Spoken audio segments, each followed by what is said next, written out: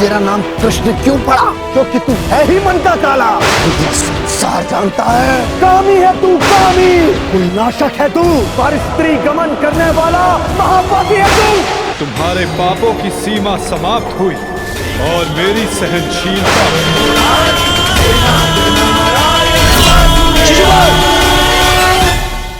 देवराज इंद्र के आशीर्वाद से निर्मित ये भव्य नगर इंद्रप्रस्थ कहलाएगा।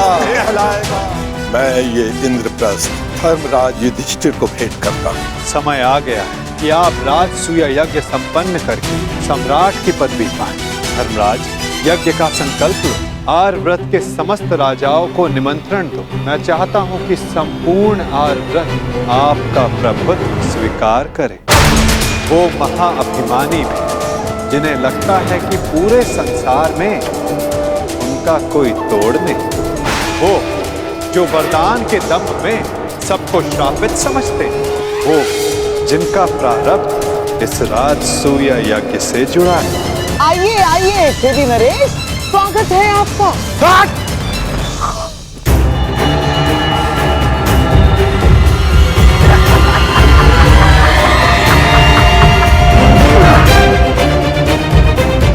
समझ में आया मेरे होने वाले सम्राट। मैंने छेदी नरेश को अकेले में मिलने के लिए क्यों बुलाया? इन्हें वरदान है, वासुदेव कृष्ण के अतिरिक्त इन्हें और कोई नहीं मार सकता।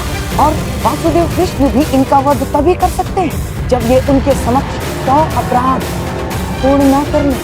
इस वासुदेव कृष्ण के हर छल का उत्तर है छेदी नरेश शिशुपाल।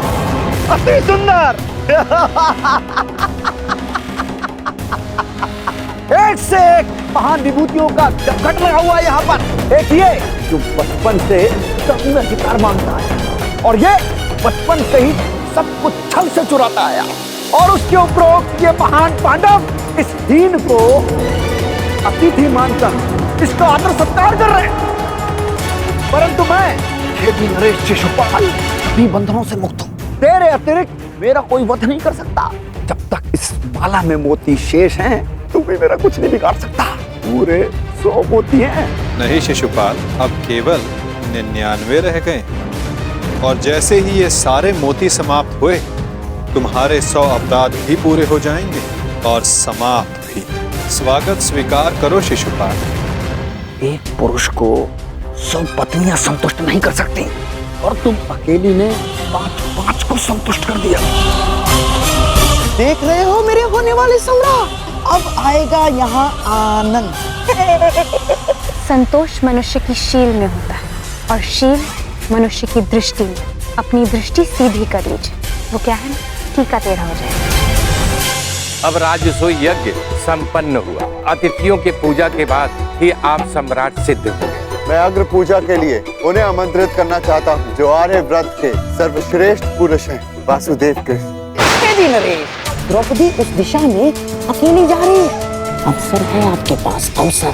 और जो स्त्री 5 पतियों को स्वीकार कर सकती है, उसके लिए छठे को स्वीकारने में क्या समस्या है? और जो ना स्वीकार, तब भी हमारा लक्ष्य पूर्ण हो जाएगा। द्रौपदी को आपने पूर्ण दृष्टि से देखा, ये बात पांडव सहन नहीं कर पाएंगे, और फिर अस्त्र उठाएंगे, और यज्ञ ध्वंस हो जाएगा। महाराज, छेदी नरेश महारानी पर कुदृष्टि डाल रहे हैं। चौसर सज गई है, अब खो 12 और खो हमारा। अतिथि हूँ, सत्कार करो मेरा पंचाली। तो हो गया यज्ञ भंग। आ गए कुंती के पुत्र तुम्हें बचाने। कुंती का पुत्र ना सही, एक पुत्र आया है एक स्त्री का मान बचाने।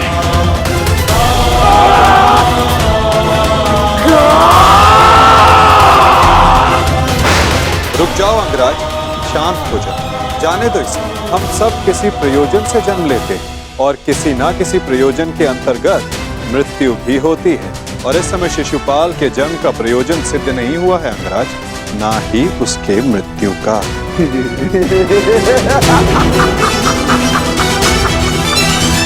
अब समय आ गया है इस यज्ञ के विध्वंस का और शिशुपाल की दुष्टता के प्रारंभ का। समय आ गया है शिशुपाल की धृष्टता के अंत का। किसकी अग्र पूजा कर रहे हो युधिष्ठिर? इस कृष्ण की? अग्र पूजा उसकी होती है तो हर क्षेत्र में सर्वश्रेष्ठ हो, हर क्षेत्र में अग्र हो। और ये कृष्ण, ये तो छल करने में अग्र है। आप अकेले हैं छेदी नरेश, रजनीश क्यों डाल रहे हैं? शांत युधिष्ठिर, मुझे रोक रहे हो। अपनी माता को रोका होता जब उसने एक स्त्री को 5 पुरुषों में बांटने को आदेश दिया। स्त्रियों का सम्मान करना सीखो शिशुपाल। ये मत भूलो कि तुम भी एक नारी की कोख से जन्मे हो। ये देखो, श्री कृष्ण वासुदेव बोले आर का सबसे बड़ा पाखंडी मुझे सिखाएगा किसका अपमान किया जाए। सम्मान, तू जानता है तेरा नाम कृष्ण क्यों पड़ा? क्योंकि तू है ही मन का काला। तेरे माता पिता ने तुझे जन्म देते ही इसलिए त्याग कर मथुरा से गोकुल पहुंचाया, क्योंकि तेरे पांव देखते ही भाग गए थे कि तू कुलनाशक सिद्ध होगा। ये जो वृंदावन में रास रचा है, ये संसार जानता है। कामी है तू, कामी। क्या क्या नहीं किया तूने? स्नान करती स्त्रियों के वस्त्र तूने चुराए। अरे गोकुल की विवाहित महिलाओं को मोहित करके उनका चरित्र पतन तूने किया। तुम्हारे पापों का घड़ा भरता जा रहा है शिशुपाल, सावधान।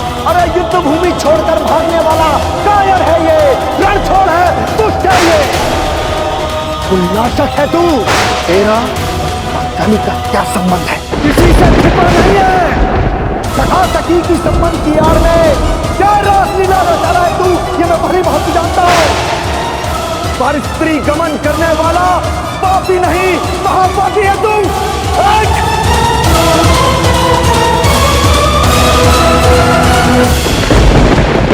तुम्हारे पापों की सीमा समाप्त हुई और मेरी सहनशीलता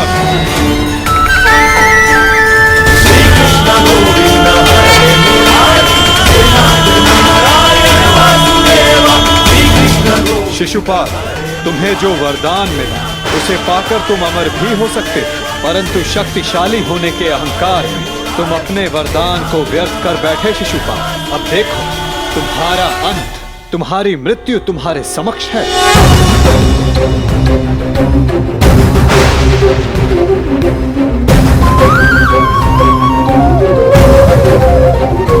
वासुदेव, क्षमा करना।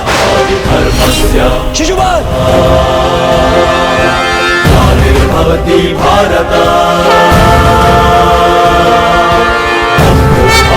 यही तुम्हारे पापों और अपराधों का अंत है और तुम्हारे दुखों से तुम्हारी मुक्ति भी।